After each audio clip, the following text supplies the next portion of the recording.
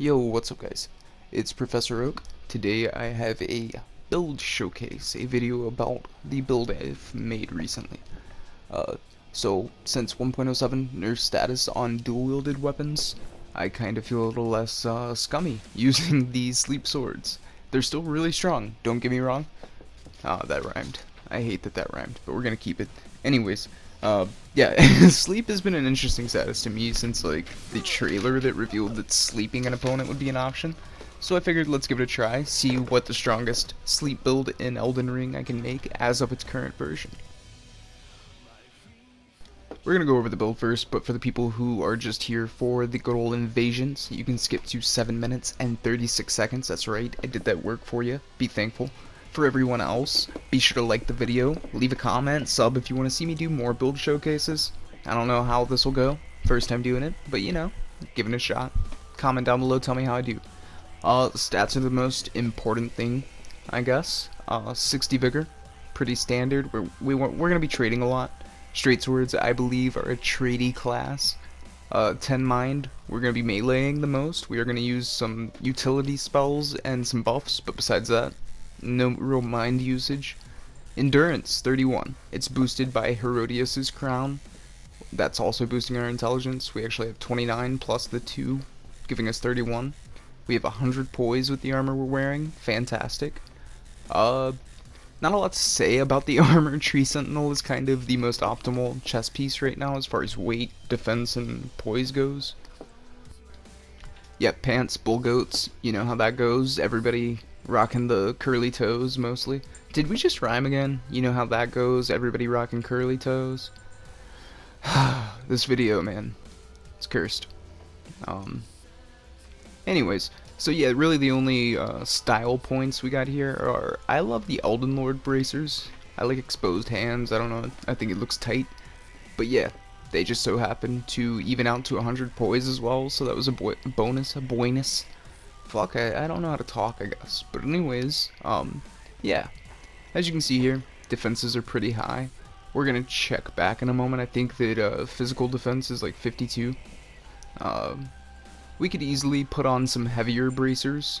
You can see here and get like 104, 105 poise. But this is the crucial thing. The Elden Lord bracers look better. So I went with them. 100 poise is enough. We had enough defense. We didn't need to optimize that hard. We could have some fancy gauntlets on. Trying to think if there's anything else armor related that I should discuss.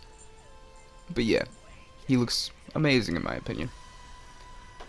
Bulgo Greaves, high poise. That's really all you need. We're gonna trade a lot, like I said. Talismans, we've got the typical straight sword setup, at least for me. I have enough endurance to wield this armor and both swords, so I don't need Greatjar's Talisman. So Bulgo's Talisman takes up my first slot.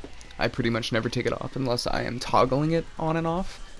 Millicent's Prosthesis is gonna raise our dex, going back to talking about the stats like I was.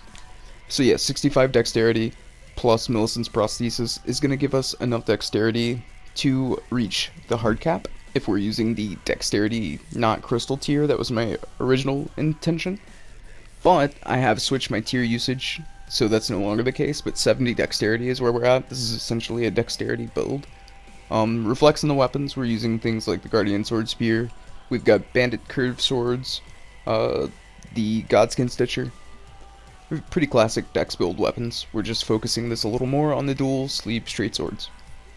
Intelligence 24. That's going to be boosting our magic damage with the St. Trina swords.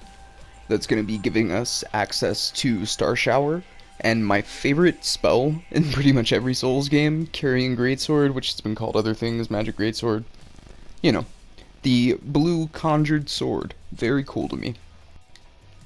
9 faith is enough for us to hard swap onto the 2 fingers talisman and be able to use St. Trina's torch. Very, very cool. Not the most practical, not gonna lie to you guys, but in invasions especially, it can be a cool swap and catches some people off guard, and leaving that lingering sleep flame on the ground when using the sleep swords. Chef's kiss. It adds that little extra build up that makes it almost feel like pre-patch.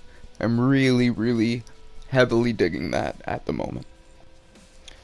Some things to go over that are just specific that I like to do for some of my builds. Most of my builds, honestly, when I get the chance to do it, I've duplicated the iron round shield 5 times over. I guess I duplicated it 4 times to have a total of 5.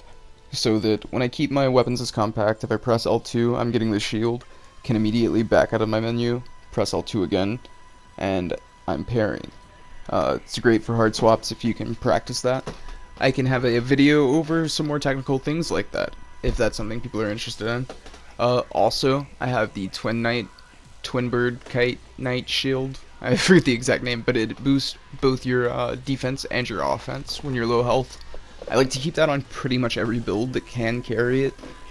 You never know when you're in a duel or an invasion where just having a little more resistance at the end of, and it's a crazy amount, to be honest.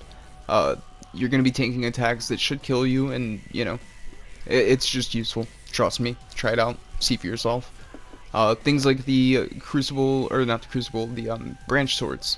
The red and blue branch swords do the same effect, and they stack, making you almost impossible to kill, and doing crazy damage when you're at low health.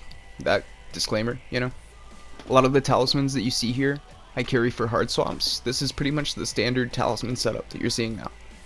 And we will switch to things like the Shard of Alexander when we want to use Moonveil.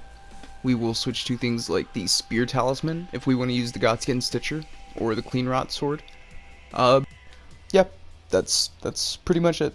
Mostly we're going to be rocking Millicent's Prosthesis and the Rotten Winged Sword insignia. They're going to boost successive attacks. We're running the Physic that also boosts successive attacks. Earlier I mentioned that I decided not to be using the Dexterity Not Crystal tier, which I might try out again in the future, but right now I think the optimal way to run straight swords is with those 2 talismans along with the crystal tier that has the same effect. The Thorny Cracked crystal tier, that's what it is. But yeah, that's essentially my sleep build. Patch 1.07 was not friendly to my cold build, which I already used that status because I felt like it was one of the less scummy status builds, but now that they're all nerfed, I said, you know what, let's use the scummy one. Let's use the scummiest one, and let's see how scummy we can make it. And honestly guys, I'm in love with it. Hope you like it too. Let's get into these invasions.